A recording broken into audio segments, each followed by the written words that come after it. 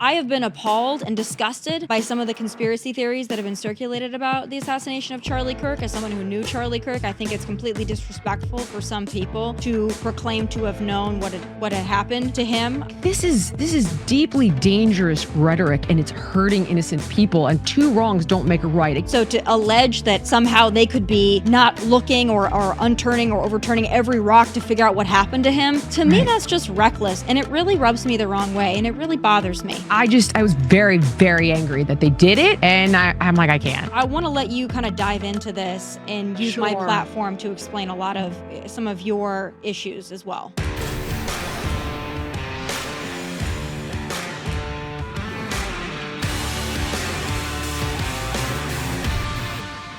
Joining me now is host of the Keeping It Real podcast, which she always does, Jillian Michaels.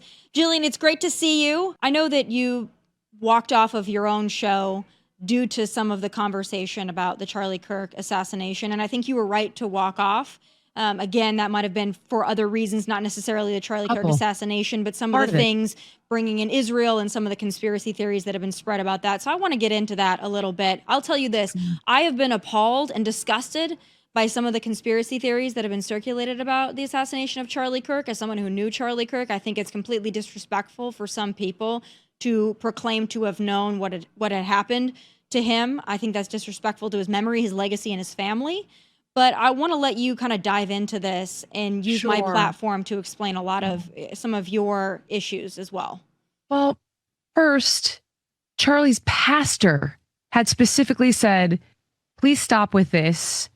You know, this is gross, that specific narrative, actually. And like, let the family mourn, something to that effect. And I had said there was a little group chat for the show. It's like, guys, they just buried him yesterday. This is disrespectful. This is not the time for this. We're going to look like a-holes.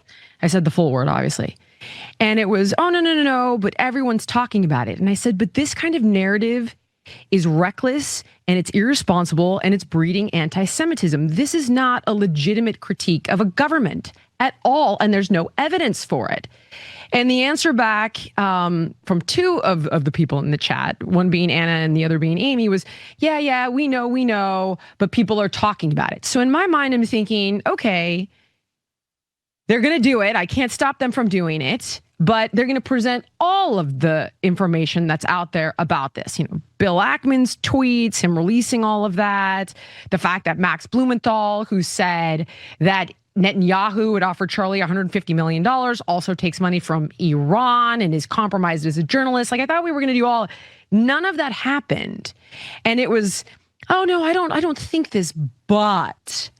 And what's really disturbing to me, if we take it one step further, is that I know you're doing this for clicks. Mm-hmm. And that was mentioned to me by Lindy. Lindy had been sending me videos that she was concerned about, with Anna maybe going a little bit too far. In one suggesting, like, you think you're God's chosen people, but you behave like demons. And Lindy had sent that to me, and she's like, I'm concerned about this. And I hadn't even seen it. And I was like, oh man, that's intense. That is intense. And so I started to kind of push. I was like, why don't we listen? Everybody has their own platform. We can take those narratives to our platform. Let's tone that down. And I was trying to push to tone it down. And every single show would somehow circle back to the root of all evil, whether it's 9/11, Charlie Kirk. And this kind of stuff is unquestionably, there's been a 300% increase in anti-Semitism since October 7th. And now I appreciate people are going to say, well, Netanyahu is largely responsible for that. In part, I'm sure his policies are, but there's no question that accusing Israel of everything wrong under the sun, they're the reason that we went to Iraq and Afghanistan. They're the reason that the towers fell. This is deeply dangerous rhetoric, and it's hurting innocent people, and two wrongs don't make a right. Again, if you're upset about what is happening in Palestine, I totally understand that, but that's not what this was. This was flirting with anti-Semitism for clicks, and it was grossly disrespectful the day after they buried Charlie, especially given what his pastor had said and asked for. And I was very, very angry that they did it. And I'm like, I can't. I don't want to be associated. It wasn't a debate. The conversation was over. And it was like, yeah, all right, it's not true. But fuck Israel again. And I'm like, dude, if I can't keep that on Young Turks, that sort of vitriol, like, then I can't be here. And that's it. That's kind of where I stand on it. It's not about right or wrong. It's just my personal position. Yeah, and the problem, it's okay to discuss theories, especially if you're on a podcast or a digital platform and you don't have kind of the same guidelines and weight of being on network television. You do have more liberty to discuss things. And I think that the discussion of things, especially things that are circulating, is important. But the problem is when you have people with very prominent platforms throwing out conspiracy theories as if they are fact, then the people that trust those people or have trusted those people for years on other topics, they then believe it because they believe that they're listening to a trusted person that they've listened to for years. And then it propels these narratives that people take as facts, and then they share them with their friends, and all of a sudden it becomes viable and it becomes a real working theory instead of just an idea. And that to me is what's so dangerous about all of this. And again, I will say this, there are certain FBIs that I have not trusted or would not trust, but I trust Kash Patel. And I trust the Trump administration and the Trump DOJ to get to the bottom fully, to the best of their ability, on what happened to Charlie Kirk, because Charlie was a friend of that administration and a friend of many of the people who are going to get to the bottom of what happened to him. So to allege that somehow they could be not looking or unturning or overturning every rock to figure out what happened to him, to me, that's just reckless. And it really rubs me the wrong way. And it really bothers me. It bothered me for all those reasons. And that's the thing. I agree with you. If there's something there, present what's there. But when it's like, oh no, I don't think so, but you're only presenting one side of the story. And I'm like, well, wait a minute.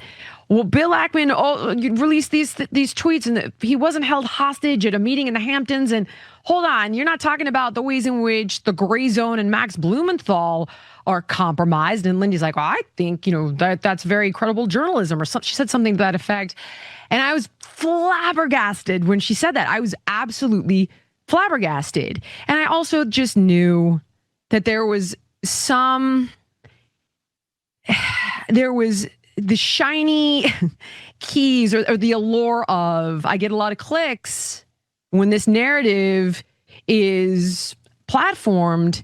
So that's why we want to do it. And that's just not what I want to do with my time and my platform, or a platform I lend my name to. It's just not where I want to be. And to be dead honest with you, no one on that platform is truly capable of disseminating what is going on in the Middle East. We're not. This has been going on for thousands of years. It is so complex what's happening over there that I can simply say I'm devastated at the heartbreak and the suffering on both sides. And that's really where I have no other business commenting on it. And to be dead honest, neither does anyone on that platform. If you want to get experts on to discuss it, which I asked for, I'm like, why don't we get Coleman Hughes? Why don't we get, how about Batya Ungar Sargon? Like, why don't we get a little balance to this conversation? That never happened. And to me, again, you're right. Like, let's explore ideas, but let's explore them responsibly. And what are you trying to imply? That the Trump administration is lying to you because they're in the back pocket of evil Israel? So Kash Patel and everyone is covering up their friend's murder? Like, it's just, it seemed unhinged to me, and I didn't want to be a part of it. Yeah. Well, and I'm curious to your thought on this because it's something that I think about often. I think the rise in podcasting and digital platforms, I think, is so powerful and important because it's challenged the legacy media, it's challenged network television, and it's provided an alternative for ideas. And I think that's so important. Yeah. I think it's also lent itself to the rise in conservatism among young people. So I think that is so important. And I think people being able to say what they want to say with true free speech is so important. But on the other side of that, I think you unleash a beast and a monster, because when you are independent, or you have a platform that is independent, you have to fund it some way, or you have to make money off of it in some way, because otherwise it's just a hobby. And for a lot of the people that do it, it's not just a hobby, it's their main moneymaker, and they make a lot of money off of it. And I don't knock the hustle at all. But when you're saying things to get clicks, or you're saying things to be the most shock jock that you possibly can, because you know that people will listen to you because you are saying outlandish things, and you're saying them to get the clicks and to make the money to support your independent platform, to me, that blurs the lines, because it's like, are you just saying it because you can, or are you saying it to make money? And I worry about that in the rise in digital, because it's so great and it's so wonderful, and we need to protect it because I think it's so great. But there's an ugly side. I couldn't agree with you more. And it's something now where people who turned to new media are starting to turn back to legacy media a little bit, because they feel there's more accountability. Like, this is crazy. Like, my wife, for example, she's like, I'm sticking to Fox News right now. I'm like, well, honey, you gotta vary the diet a little bit. But it was this stuff like, oh, there's an underground bunker, and they shot him from an underground bunker. No. There was something in his microphone, and to her, it was deeply disturbing that people were exploiting the loss of this man for clicks, because it was so unhinged. And the fact that they could say it, even though, again, it's like, you're right. It's like, we want freedom of speech. We want people, we don't want to censor people, because it was also equally as crazy to suggest at one point that COVID came from a lab, and that turned out to be true. So it's like, but I think those people will end up being a big fish, but in a small pool. I think that the normies that are looking for honest information are going to find it. I think that's why people love you and turn to you. I think that's why they love Megyn Kelly and turn to Megyn Kelly. I think that's why they still love Hannity. And and Fox News is one of the only networks that's working in legacy media. So I believe people need to take some agency in where they consume media, because you can't shut that stuff down, but you do have to be responsible for investigating what you believe and then what you regurgitate and spit back out. I would also say I understand why it's alluring, because you can build a much bigger following if you have no guardrails. Oh gosh. You can. It is true. You can build a huge platform if you are just willing to say anything and everything. You can build a bigger platform faster. You can get more subscribers, you can make more money. But in a sense, you're kind of doing the thing that legacy media did that you criticized, which is selling your soul. So people criticize people in legacy media. It's like, you're selling your soul. You're not saying what you think. But are you selling your soul by saying something that you don't think also, because you know that it will build you a bigger following faster because you have no guardrails? Without question. And the algorithm rewards it. Mm-hmm. And even I can be vulnerable to that to an extent. Like, whenever I try to do one of my old style shows on health, it doesn't work. There's like, I have 20,000 views. If I have Bill O'Reilly on, 700,000 views. I'm like, I guess I'm leaning into Bill. It definitely, you can be very vulnerable to being pushed by what you're rewarded with. But at some point, you got to have principles. And those principles are your guardrails. And those guardrails have to guide you. And I think that, again, I have to have some faith in people, or the majority of people, to sniff out the baloney. I'm seeing so many people do that and walk away from that stuff that's fringe. And while you might look at one account and it has 5 million followers, and that's a lot of followers, the country has, like 340 million people in it. So I just think, be authentically yourself. That has been proven time and time again to be the end all be all when it comes to longevity, is authenticity. People find that organically, even if it takes time, but it has the staying power. Yeah. And in branding, where I come from, that's what it's all about. Oh, why? How come you've been doing this for 20 years in the public eye? Well, I think because I've been authentic about my message. I make a sexy promise. I'm authentic about that promise, and I deliver on the promise. You have to see the same in media. And that's how I think the real gems like yourself end up standing out. People know. Well, I appreciate that. And I think you're right to say, I don't want to be associated with that, because that's kind of my feeling too. There are some people that are more on the fringe that I think are great people, but I don't necessarily want to be put in that same bucket. I don't like to live on the fringe. People for years told me when I started that I was like on the fringe, because I would say things like passionately as like, listen, guys, I might say them passionately and I might have maybe a direct and aggressive tone, but I've never considered myself to be on the fringe. I've said things, and there are things that I will die on, the hills I will die on, like COVID. You know, to me, none of that was a conspiracy. To me, there's nothing conspiratorial about saying, you know, locking healthy people in their home and making them shut down their businesses and waiting for a check from the government is wrong. That's like not controversial to me. That's like the most common sense thing. Like, to me, it's like, well, that was it wasn't a conspiracy theory. That's common sense. Maybe healthy people shouldn't quit life for 2 years. I don't know. Call me crazy. But see, and that is what made people resonate with you, because they could smell the truth. They can sniff out what's real and what isn't. And the cream ended up rising out of that. You know, and Rogan grew massively in popularity. Again, people like yourself who were speaking the truth, and it resonated. Everybody knew that it wasn't for clicks and it wasn't for views. And in fact, it was the opposite. When you had that message, you were risking it all. You were risking being deplatformed, being suppressed, being canceled. We saw it. We know the Biden administration instructed all of the platforms to silence those voices. We know it for a fact now. I mean, just look at Michael Schellenberger's Twitter files, and there's Facebook files that go right along with it. It was the exact opposite of putting out a message for clicks. You were going to suffer for putting out that message. There was a sacrifice. And that's the difference. This is indulging in insane conspiracies because you're being rewarded quickly for it, versus suffering in the moment for telling the truth and hopefully having it play out for the best later. And that's a leap of faith. Very different things. Yeah. Well, it's all about personal responsibility at the end of the day as well. We're just weeks away from the most patriotic award show on television. The Fox Nation Patriot Awards is back and better than ever, hosted by our very own Sean Hannity.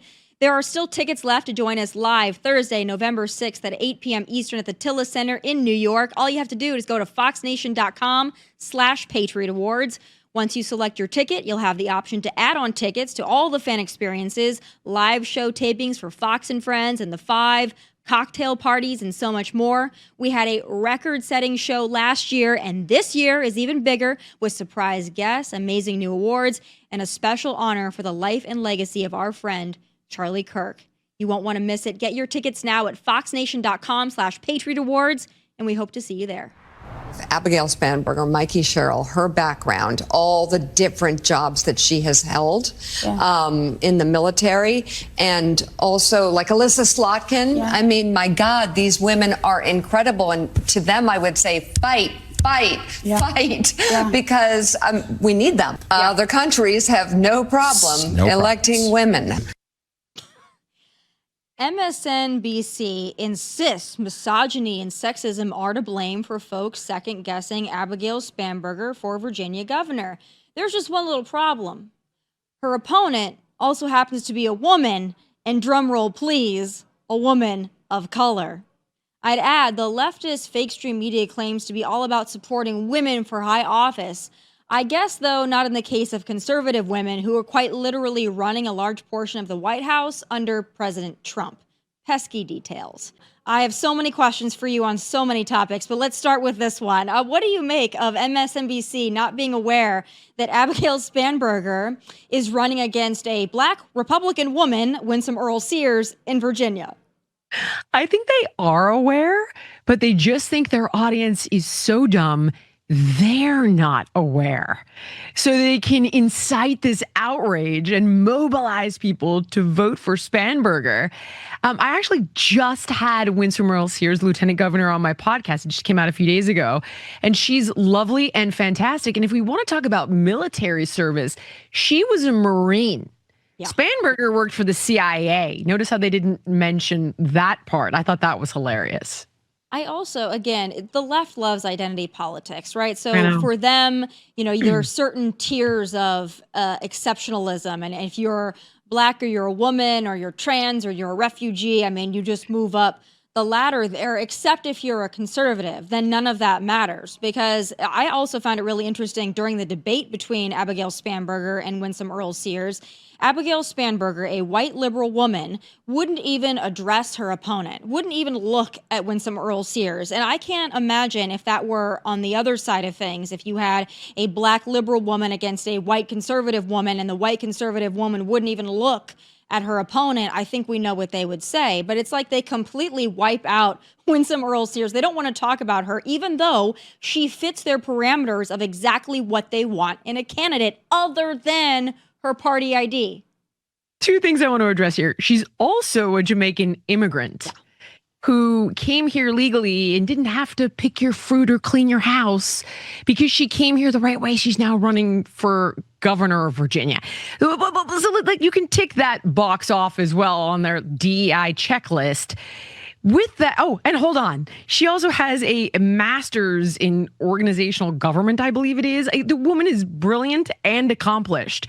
But it isn't just that they're ignoring those things, actually, Tommy. It's that they have been deluged with racist text messages calling her the N-word and telling her to go back to Haiti, which is hilarious because she's Jamaican. So the party of tolerance has hurled the most disgusting, repulsive slurs and attacks, and none of it has been acknowledged. They put it all out there. They posted all of it. I actually put it in the podcast and retweeted some of it because it's so disgusting. Where's the condemnation? I'm so confused.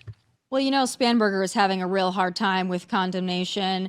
So she did denounce what Jay Jones said in those horrible text messages. But what I find so appalling about this is that she is so irritated when she's asked about it. In fact, visibly irritated when she's questioned about it. Let's play the clip. This is how annoyed Democrats get when they're asked a simple question. The fact that I say this with all due respect because, you know, I think it's a fair thing for you to ask about. The fact that I have to spend even a moment's time talking about somebody else's text messages from years ago rather than what I want to do as governor is something that I am deeply unhappy about. The fact that I can't spend every minute of the day talking about the plans that I have built out, you know, I mean, not to be too hokey about it, but like my multiple pages of plans, my affordability plan, my education plan, my growing our economy plan, because of the, you know, poor choices of another candidate, it is something that really clouds my view of all of it. It clouds her view. Jillian, she's also rather confused that she could easily pull her endorsement. And then I would say, all right, she pulled her endorsement, leave her alone about it, but she will not pull the endorsement. But she's so upset that the man that she endorsed did these horrible things. She won't pull her endorsement and she doesn't want to be asked about it. That sounds pretty entitled. Beyond that, like you're outraged about the fact that you're being asked to do so. You're not outraged about what he said and the fact that it's indicative of the ways in which rhetoric around political violence are getting people killed. That's not alarming to you. That's not upsetting to you. Is insane. Did you see this, Tommy? I believe it was the Democrats put something out to Winsome saying, is she going to, denounce these? There was a Republican text chain, I guess, that had leaked that had racial slurs and anti-Semitism in it. Is she going to ask them to step down? I doubt it. And she goes, easy. They absolutely must step down. Yeah. You're next, Spanberger. And I was like, God, I love her. She's awesome. She's awesome. She had no problem saying it just like that. There's right and there's wrong. It shouldn't be hard for you to figure it out. And if you can't, maybe you shouldn't be the governor of Virginia. And I think, too, it's so interesting that not one prominent elected Democrat has called for him to drop out. Some have said, obviously, what he said was horrible. But you've got also Tim Kaine saying, well, but this isn't indicative of his character. This is not a reflection. It's like, there's a lot of people that I don't like, but wishing death upon them and their children. Yeah. I don't know. That feels kind of like perhaps a window into your soul. It is, to be dead honest, I'm laughing, but I shouldn't be because we've seen this play out in real time. So I want to step back from that. Sometimes I laugh as a defense mechanism because something is so disturbing.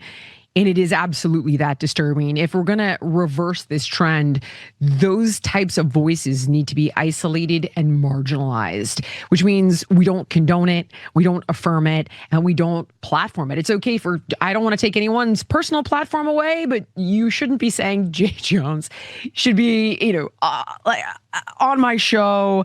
I should be, condoning this guy and endorsing this guy. That's insane. I am confounded by the fact that anybody would be associated with this guy and not pull their endorsement. I don't even understand how it benefits her or why she doesn't fully 180 reverse course. Yeah, you'd think it would be politically advantageous, and that's the only thing Democrats care about. And what I think is the most unsettling about all of this is that they're so upset that these came out now. They're like, well, you held them until now. This just, again, they said the quiet part out loud. If this were a process before, election season had already started, before early voting already began, and they could pick a different Democrat to run for that spot, they would have dumped J. Jones on the curb so fast. They have no loyalty. They want to win, win, win. But because that's their only option, it's too late in the game. Early voting already started, and they know that if they pulled their endorsement or asked him to drop out, they would have a giant hole on their ballot. That's the reason that they won't do it, because they still think that this guy's got a shot at winning. And it doesn't bother them at all, the horrible things that he said, even if it impacts their own race, because they don't want to leave that spot open on the ballot. So that's what they're so upset about. It's all about winning here, but they're going to screw themselves over because Spanberger could very well lose because of this. And she was pretty far ahead before this all happened. You bring up win-win-win, which I want to point out the following. Kamala Harris said that she didn't choose Buttigieg because he was gay, and she had no faith in the American people to vote for a woman of color and a gay man on the same ticket. But Winsome Sears' running mate is gay.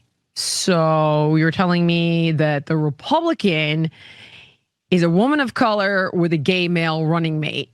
What happened to win-win-win? How come she's not afraid of taking the chance on a gay running mate? I just, the hypocrisy is glaring to me. And the left would have loved that if it was on their side. Can you imagine the wet dream they would have if they had a gubernatorial candidate with a gay running mate? I mean, they would be on billboards in California. That would be so exciting to them. They would have pride parades in October. I don't disagree with you. I am astounded at how they can call the right, bigoted and racist and homophobic and all these things, and yet practice all of that in real time on their own side and not acknowledge any of the amazing accomplishments of this woman. Honestly, putting aside the fact that she's a female, who cares? Putting aside the fact that she is a Black woman, who cares? This is a person that came here as a child. Her family was so poor, her father came over with $1.75. She became a small business owner. She's a Marine. She has a master's degree. I'm just saying it all again so it really sinks in. In fact, and I hate to bring this up again because I just said I wasn't going to, but she is the first woman of color elected to that kind of position in Virginia ever. Mm-hmm. This woman stands on her own 2 feet without us calling any of that stuff out, except to point to the hypocrisy on the left. Exactly. Are you a little surprised that President Trump hasn't issued a full endorsement of Winsome Sears? I know that he said the other day that she's a great candidate, but he went a little bit short of giving the full endorsement. I thought that was a little odd. I'm not so sure what the calculation is there. What do you think? Okay, I thought he did eventually come around, but I had looked into it. And to be dead honest, I don't love this about the president. And I think it's fair to say there are things I like that he does and things he does that I don't like. I believe in 2022, she had said that she wasn't sure if he was going to be the best option for the Republicans. And I wonder if her saying that might have cost his full endorsement. Now, for me, I love the fact that somebody isn't tribal. Somebody's looking at the long game. I mean, they were trying to bury this guy in litigation. They were trying to smear him with a brush of criminal. They friggin' tried to shoot him in the head, a year or so later after that. So to think, all right, I don't know if this candidate is viable. I don't know if this is the best way forward for the party is a fair thing to be wondering about.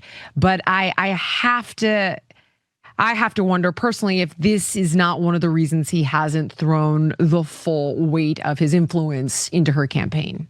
That probably has something to do with it. But I hope that he changes his mind on that, because it's important to have a Republican in Virginia, especially when Spanberger is the alternative. So I hope that he changes his mind on that. There's something else that I wanted to bring up. The ladies of The View. I know that you tweeted out, by the way, that you would love to go on The View. Have you previously been on The View? Because I would be shocked if in your earlier days before you became more of a conservative, if they didn't have you on. Have you been on before? I have been on before, many moons ago. And I think I sent cookies and flowers afterwards. But they won't have you now. And you've asked recently, and they won't have you now because you are more on the conservative side. Is that fair to say? I think that's fair to say. Whoopi actually herself came after me when I made the statement that I wouldn't want Lizzo to get diabetes. And I said, listen, I don't care what she does with her body. I celebrate her as a musician. Why would I care? It's none of my business. And she actually attacked that, suggesting that I don't care about Lizzo, even though I said right after that, if you're asking me whether or not I celebrate that she is obese, no, because if you really value her as a national treasure and an artist, you wouldn't want her to get diabetes. So she went after me full force. And I reached out numerous times saying, why don't we debate this? Why don't we have a conversation about this? Why don't we speak about the science of obesity and the 170 comorbidities associated with it? Nothing, dude. Crickets, except the occasional pot shot, the drive-by shooting that the left does on people, but refuse to engage in hand-to-hand combat always. Yeah, they don't want somebody on that's going to make them look silly or going to push back. I was actually surprised they had Cheryl Hines on, and they were very rude to her, by the way, and she held her own very well. I think that'll be the last time that she's on because they don't like any type of pushback. I think they went to commercial too, just as she was schooling them and all of that. But the other day, Sunny Hostin made another stupid comment. I believe this was yesterday's show or last week. And she said something about a conversation she had to have with her son and the police department. Let's take a look at this. Okay. As a mother of Black children, I know that Black boys are not given the presumption of innocence and the presumption of youth. She's calling the police and saying they're trying to steal her car and they're 11 years old. They don't know how to drive. And so for me, what was interesting was I have had to be in the position where I have gone to my local police department because I know my son is going to be training for the Junior Olympics, running around the neighborhood in an all-white neighborhood. And I have brought him to the police and said, he belongs to me. This is my son. Do not harass him. Do not stop him. So she was doing what so many Black mothers do, and she was killed for protecting her child. That's a very interesting assessment, that if you live in an all-white neighborhood, you have to introduce your son to the police department because he could be training and then he would be, I don't know, mistaken for a thug or a felon and just out of the blue, just shot by law enforcement. So many reckless things that she said there. But that really is the lens with which she sees the world. I know. And I've thought about how to respond to this because I don't want to take that away from her if in fact it isn't propaganda and inciting fear for viewership. If she really feels that way, then I'm very sorry for her. And that's upsetting. The statistics don't show that cops are going after the numbers aren't there for this kind of a thing. With that said, I have a Black daughter. Do they count? And she lives in an all-white neighborhood. I mean, it is Malibu or Jackson Hole. It's pretty white.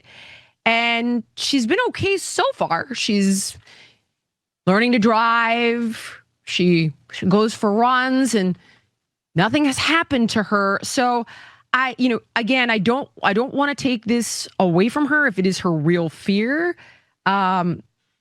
But my guess is that it's more race baiting and division, and that's what alarms me. If in fact this is true, then show up with the evidence of why you're deeply concerned about your teenage son in your white neighborhood. Give me the numbers. Show me the stories in the news. Well, Jillian, here's my question.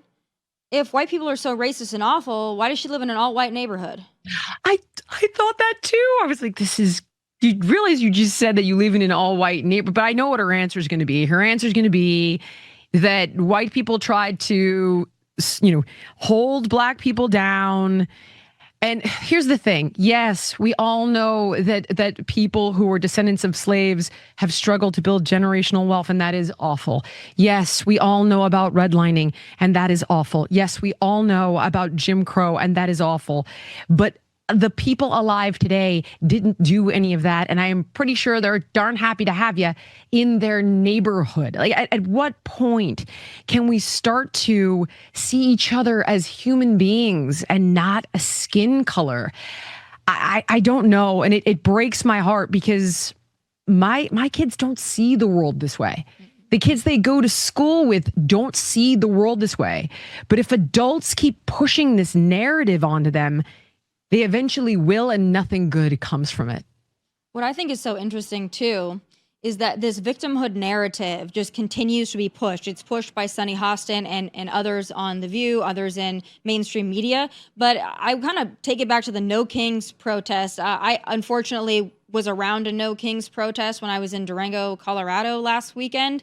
And I didn't see a single person of color. I saw a lot of angry, old, white people. And I mean, that's fine if that's the people that are there, but even the scenes in Los Angeles, it still looked pretty elderly and it still looked pretty white. And what I think it is there are a lot of liberal white people who have a superiority complex, who think that they need to be out on the streets advocating for black and brown people because black and brown people are incapable of advocating for themselves. So they really do. It's their own narcissism that propels them to do these things. And whether it's saying like, oh, black people are going to be in danger if they're running in a neighborhood, or saying we must show up to protest Trump for black people and for illegal immigrants. It's the same complex. That's what I see. Oh, I couldn't agree with you more. It is a moral inversion, though, because the ones that are behaving unethically are these individuals. If you want to protest, listen, this is America. This is what's great about our country. If you want to protest peacefully, that's great. My question is, how much of this is actually peaceful? I mean, I've seen video upon video of these individuals boxing in ICE agents, doxing them, throwing cinder blocks onto their cars, attacking them. I mean, the one from friggin' New York, I don't know if you just saw this one in Chinatown. They surrounded them screaming. Like, it is deeply alarming. And you are the party of tolerance. You're the party of science. You're the party of common sense, but you're the one wreaking havoc in the streets. And you're also the one not taking 5 minutes to do a Google search on the things you're outraged about, because 99% of it isn't actually even true. That's what's crazier to me. Yeah. I haven't heard one interview from somebody at a No Kings protest that sounded even the least bit coherent. They couldn't describe what fascism was. They couldn't describe to me how President Trump was a king. They just hate Trump, and they'd be better off just saying that. We just hate him, and he is our obsession, and this is what we get off on, is like protesting President Trump. They've been doing it for a decade. But that's really what it is here. They've got just this affinity for hating him, and that's what they're out there for. They absolutely believe it, though. So you can have a conversation, and they're putting children in zip ties. And I believe Pritzker said it. I think it was regurgitated on the Daily Show. I heard that from Dave Rubin. I haven't checked that, so don't quote me. Do your own homework on that. But I thought, wow, really? Okay, because that's upsetting. I could see why you'd be upset about that. Let me look into that. That never happened. It is totally untrue. And the image associated with that narrative that a child was put in zip ties that was circulating is from a TikTok parody video of a toddler in a zip tie. None of that is real. So before you take to the streets Just, again, spend 5 minutes. Save yourself the time and the trouble. You just open up. It's called google.com. Very simple. It just takes a second and you'll have some answers. But Jillian, they weren't really concerned when toddlers were forced to wear face masks on airplanes. That's not a TikTok parody. That was real life. When they were forcing toddlers and arresting parents for not making their toddlers wear face masks on airplanes, they didn't seem too concerned about that one. In fact, I think they were the ones, the Karens, that were the ones calling the police and causing the disruptions on airplanes when toddlers weren't wearing face masks. Interesting. Can I push the up button? What about when Obama had those toddlers in cages? Did you go to the, where's you with the King poster circa 2014 and 2015? I just want to, do you have that in your in your memories on your iPhone? Can you post that photo for me of you protesting that? I'm confused. Well, they're very confused too, which I think that's what this comes down to. You've got some people who are well-meaning morons and then other people who are, in my opinion, evil, mocking the assassination of Charlie Kirk. We saw one, which I believe could have been an educator out of Chicago, mocking Charlie Kirk's assassination. All of it really disgusting. That's not everybody, but there were a lot of people that were sharing similar sentiments at those No Kings protests. I do want to talk to you a little bit about California because I know that you, like me, are passionate about it. I know you split time there and you spend still a lot of time in California. There's something that came out that I think, this is not a conspiracy theory, this is real, but I think a lot of people are unaware of it. It's called SB 254, and it's buried deep inside that 231-page bill that Governor Newsom recently signed. But it basically gave a bailout to these utility companies that turned California into a tinderbox. They're kind of able to pass off their liability to the ratepayer and really get out of jail free card on that for PG&E and other companies that are largely responsible for several, wildfire incidents in the state. But I don't think Governor Newsom has gotten enough heat on that, no pun intended. I think it's really interesting. They fight for the climate justice and the environment, but they give a pass to PG&E? Weird. This is what happened with my fire. In 2018, a $10 hook that was, I think, 80-something years old, broke, Woolsey. And that was actually, I believe, the worst fire in California history. I think 60 people died. Don't quote me. I haven't dug up my stats on it. Do your own homework on it. I know many people died. I think we lost the most homes and structures in that fire, mine being one of them. And because PG&E had donated, or I'll say, I believe, that because PG&E had donated so much to Newsom's gubernatorial campaign, he ended up hiring or somehow getting their law firm to negotiate the settlement with the victims of the fire.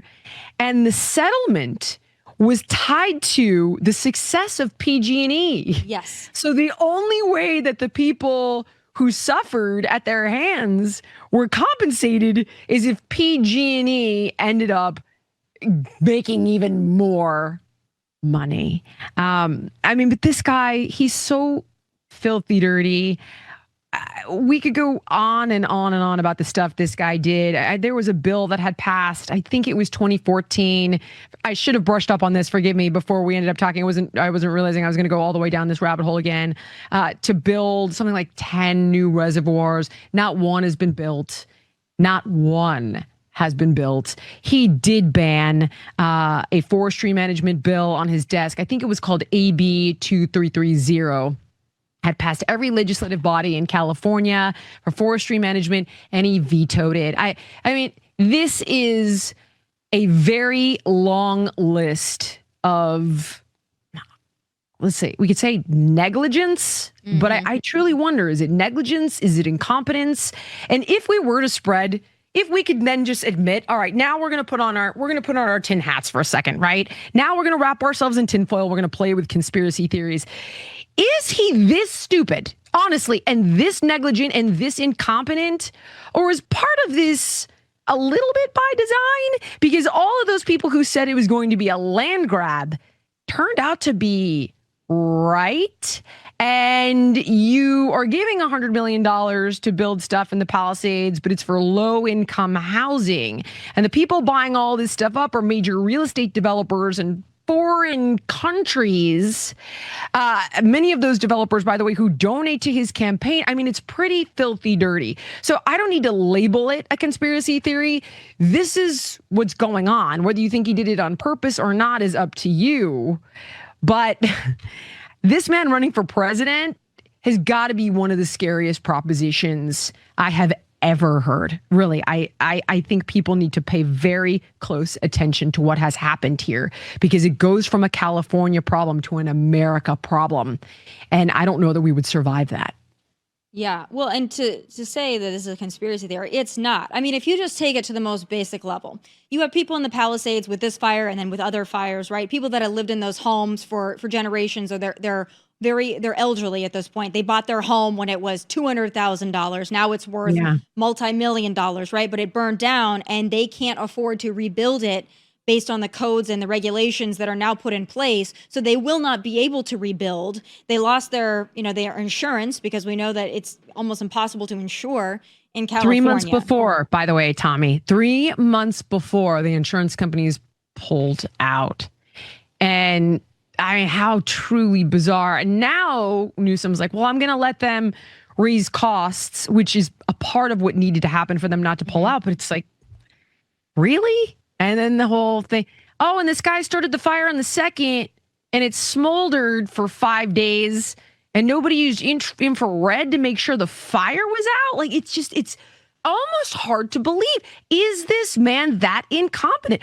Well, the person that was put in charge came from the utility companies that we already know are corrupt, and the reservoir was dry and it's uphill, so that when you shut off the power, the water still comes out of the hydrants, and it was dry for a year for a cover that still hasn't been repaired. I mean, it's just, how does all of this happen year after year after year? I'll do one more and then I'll shut up.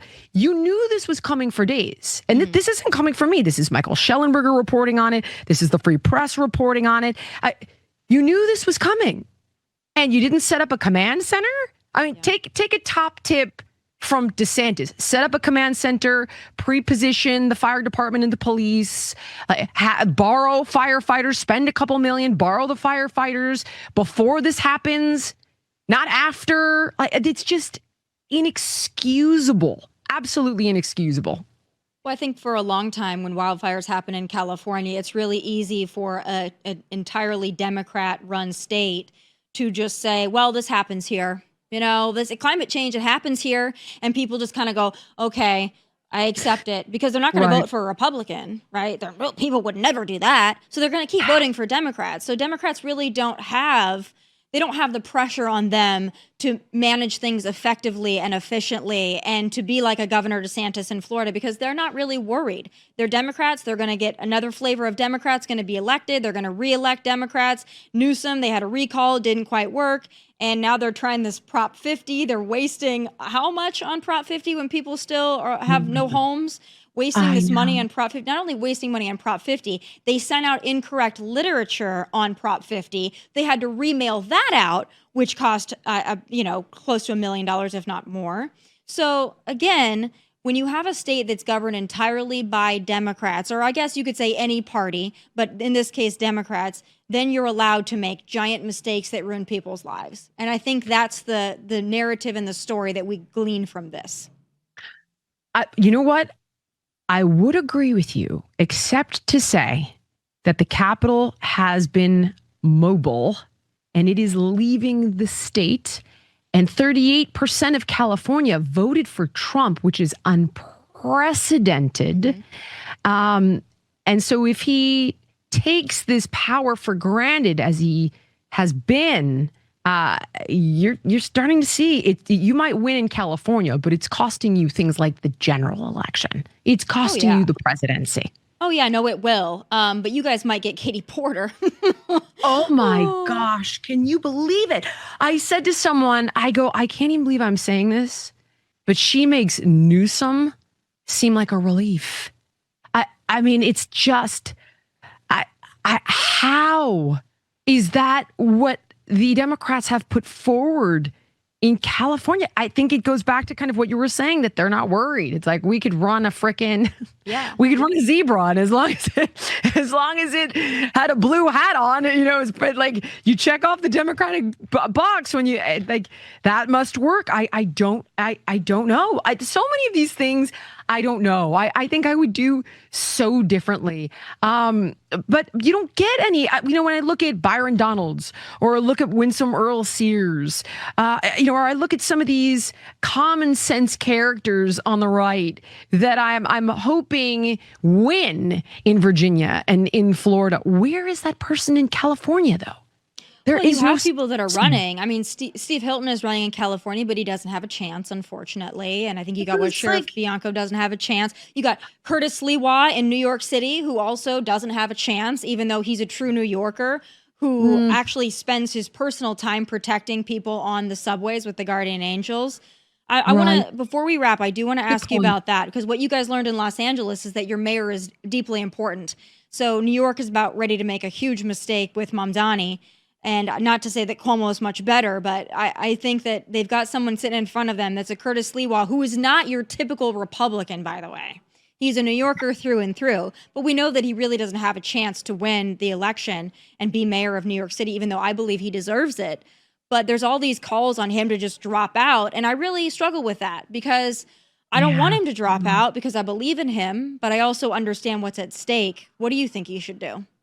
Well, this always happens, right? When you've got that little quote, not to call him this, but forgive me, the fly in the ointment is going to hand it to Mamdani hands down. So that's going to be the end result. With that said, is there something to the conversation of him working with Cuomo? I hope so. You never, like, when you're not in when you're not in New York, you don't really know about this guy. You do when you're in politics like you are, but you don't really know about him. For some reason, he doesn't make the news. I think that you got to look at what people are interested in. So what is working about Mamdani? I actually think, as crazy as this sounds, he took a page from Trump's book, because all he's talking about is cost of living and affordability. He's just flipped the script. It's like, instead of capitalism, we're going to do it with this is democratic socialism, which is insane. But all these kids hear is housing is out of control. I can't afford it. I can't afford to have kids. The cost of living is burying me. You're going to make the MTA free. I can afford an apartment now. You only care about New York. You're young, you're fresh. He is very well spoken. He's charismatic. That's what they see. They don't understand policy. And by the way, Tomi, neither do I. I had to literally spend probably 2 hours looking at his different policies and what resembles them. And honestly, it's 1970s New York. What comes of them, what the problems are with them, just to be able to speak in an educated fashion on why he may not be the best idea for New York and what could go wrong. But people don't do that. Instead, they just see this charismatic young guy who's fresh-faced, who's bucking the system, who's brought the entire Democratic Party to heel now, and who's talking about, affordability, which is what they care about. That's what they care about. That's somebody the Republicans should be running in New York. The Republicans should look at this and say, all right, who do we have in our arsenal that we can put up against this guy, and then go policy to policy. The problem is Republicans can't promise all these free things because they know that it's not viable, but Democrats can promise all these free things even though it's not viable. He doesn't have the authority to do a lot of the things that he's promising. And I would also say, even if he did, people think of this whole thing about affordable housing is so wonderful. And it'd be great if housing and apartments were more affordable. But what he says that I think is frustrating, and I wish young people understood, is, do you all want to live in Section 8? Because that whole premise of like, we're going to make the penthouse more affordable for you. It's we're going to make everything like Section 8. And none of you want to live in that, but you like, no. It sounds good to say it's not going to be your current apartment is just going to be less expensive. It's going to be, we're going to lower everything and make you all live in Section 8. We'll have government housing and you'll all live in that.